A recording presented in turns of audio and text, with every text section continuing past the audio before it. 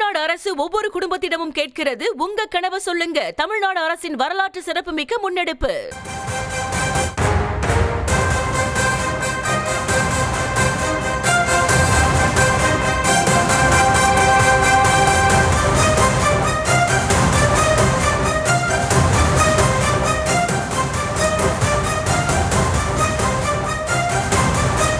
தமிழக வெற்றிக் கழக தலைவர் விஜய்க்கு சிபிஐ அனுப்பிய சம்மன் அடிப்படையில் நாளை அவர் விசாரணைக்காக ஆஜராக இருக்கிறார். முதலில் விஜய்க்கு சம்மன் அனுப்பும் திட்டம் சிபிஐ தரப்பில் இல்லை என சொல்லப்பட்டிருந்த நிலையில் அவருக்கு சம்மன் அனுப்பப்பட்டு அவரிடம் விசாரணை மேற்கொள்ளப்பட இருக்கிறது. இந்த நிலையில் நாளை அவர் சிபிஐ விசாரணைக்காக டெல்லி செல்ல இருக்கிறார். விவரங்களை நம்முடைய செய்தியாளர் ஜெரி வழங்க நாம் கேட்கலாம். ஜெரி, சிபிஐ தமிழக வெற்றிக் கழகத்துடைய தலைவர் விஜய் கிட்ட விசாரணைக்கான திட்டம் இல்லைன்னு சொல்லப்பட்டிருந்த நிலையில இப்போ விசாரணைக்கு அழைத்திருக்கிறாங்க. இதன் பின்னணி என்ன? வணக்கம். கடந்த செப்டம்பர் 27 கரூரில் தாவேக தலைவர் விஜய் பங்கேற்ற கூட்ட நெருக்கடியில் சிக்கி 41 பேர் உயிரிழந்த சம்பவம் தொடர்பாக சிபிஐ அதிகாரிகள் விசாரித்து வருகிறார்கள். இது தொடர்பாகவே முன்னமாகவே 3 நாட்கள் தமிழக வெற்றிக் கழகத்தினுடைய மாநில நிர்வாகிகள் விசாரணையில் அவருடைய தங்களது கருத்துக்களை பதிலை அளித்து வந்தார்கள். ஏறத்தாழ 19 மணி நேரம் இந்த விசாரணை நடைபெற்றும் கூட சரியான விடை சிபிஐக்கு கிடைக்காததனாலேயே விஜய் அழைத்திருப்பதாகவும் கூறப்படுகிறது. தாவேக தலைவர் விஜய்க்கு சிபிஐ அனுப்பிய சம்மன் அடிப்படையில் நாளை ஆஜராக இருக்கிறார். முதலில் விஜய்க்கு சம்மன் அனுப்பும் திட்டம் சிபிஐக்கு இல்லை என்றும் தகவல் தெரிவிக்கப்படுகிறது.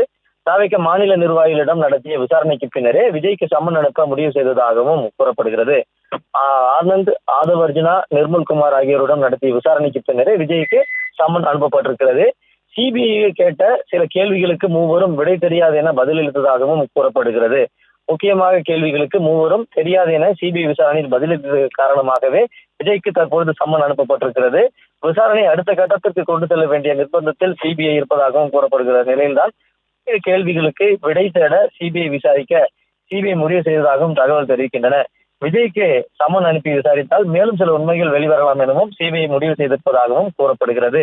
கரூர் கலெக்டர் தங்கவேல், எஸ்பி ஜோஸ் தங்கையா, கூடுதல் எஸ்பி பிரேமானந்தன், டிஎஸ்பி செல்வராஜ், கரூர் நகர இன்ஸ்பெக்டர் மணிவண்ணன் ஆகியோரை டெல்லிக்கு அழைத்து விசாரணை நடத்தினர். அதே போல தாவேக முன்னணி நிர்வாகிகள் ஆனந்த், ஆதவர்ஜுனா, நிர்மல்குமார் மற்றும் கரூர் மாவட்ட செயலாளர் மதியகன் ஆகியோரிடம் விசாரணை நடத்தினர். இரு தரப்பினரிடம் தனித்தனியாக முதல் நாளே 9 மணி நேரத்துக்கு மேலாக விசாரணை நடத்தி வாக்குமூலத்தை பெற்றனர். அதே போல மொத்தமாக 3 நாட்கள்ல 19 மணி நேரம் இந்த விசாரணை நடைபெற்றிருக்கிறது. இதுல பல்வேறு கோணங்கள்ல பல்வேறு கேள்விகளை முன்வைத்தாலும் கூட அவர்களுக்கு சரியான கேள்விகளுக்கு சரியான பதில் கிடைக்கவில்லை என்ற காரணத்தினாலே இறுதியாக விஜயை அழைத்திருப்பதாகவும் கூறப்படுகிறது. இந்த நிலையில்தான் விஜய் நாளை காலை டெல்லி புறப்பட இருக்கிறார். சரியாக 11 மணிக்கு ஆஜராவார் என எதிர்பார்க்கப்படுகிறது. தாவேக தலைவர் விஜய்க்கு சிபிஐ அளித்த சம்மன் அடிப்படையில விஜய் நாளை ஆஜராக இருக்கிறார். இந்த நிலையில்தான் மத்திய அரசினுடைய வைப்பிரிவு பாதுகாப்பு நடைமுறைகள் அடிப்படையில டெல்லி விமான நிலையத்திலிருந்து விஜய் செல்ல உள்ள அனைத்து பகுதிகளுக்கும் முழு பாதுகாப்பு வழங்க டெல்லி காவல்துறை ஒப்புதலும் அளித்திருக்கிறது.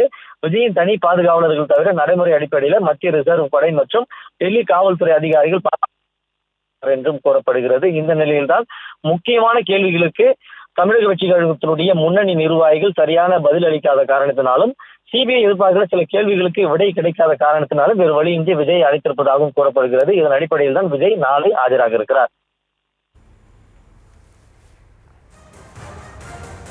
விரிவான விவரங்களுக்கு நன்றி ஜெரி. தமிழ்நாடு அரசு ஒவ்வொரு குடும்பத்திடமும் கேட்கிறது, உங்க கனவை சொல்லுங்க. தமிழ்நாடு அரசின் வரலாற்று சிறப்புமிக்க முன்னெடுப்பு.